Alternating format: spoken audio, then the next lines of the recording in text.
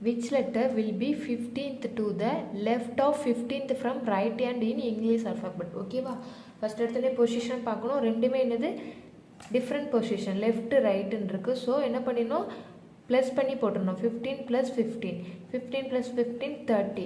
இப்போது நமக்கு ஆன்சர் கிடச்சோன்னே இது என்ன பொசிஷன் பார்க்கணும். இது என்னது லாஸ்ட்டில் ரைட் இருக்குது. ஸோ இது ரைட் பொசிஷன். அப்படின்னா ஃபஸ்ட்டு லெஃப்ட் பொசிஷனுக்கு மாற்றிக்கணும். அதுக்கு என்ன பண்ணுவோம், 27ல் இருந்து ரைட் பொசிஷனை மைனஸ் பண்ணுவோம் இல்லையா. அப்போ 27ல் இருந்து 30 மைனஸ் பண்ணோம்னா நமக்கு என்ன கிடைக்கும், -3 கிடைக்கும் இல்லையா. இப்போ -3 கிடைச்சிருக்கு. ஆன்சர் வந்து 1லேருந்து 26க்குள்ளே தான் இருக்கணும். ஆனால் இங்கே என்ன இருக்குது, மைனஸில் இருக்குது. 26 தாண்டி இருந்துச்சுன்னா கிடைச்ச வேல்யூலேருந்து 26 மைனஸ் பண்ணி எழுதுவோம். ஆனால் இது மைனஸில் இருக்குது. ஸோ என்ன பண்ணணும்னா இந்த -3யோட +26, மொத்தம் 26 லெட்டர்ஸில் அந்த 26 ஆட் பண்ணிடணும். ஆட் பண்ணால் நமக்கு என்ன கிடைக்கும், 26 - 3யா.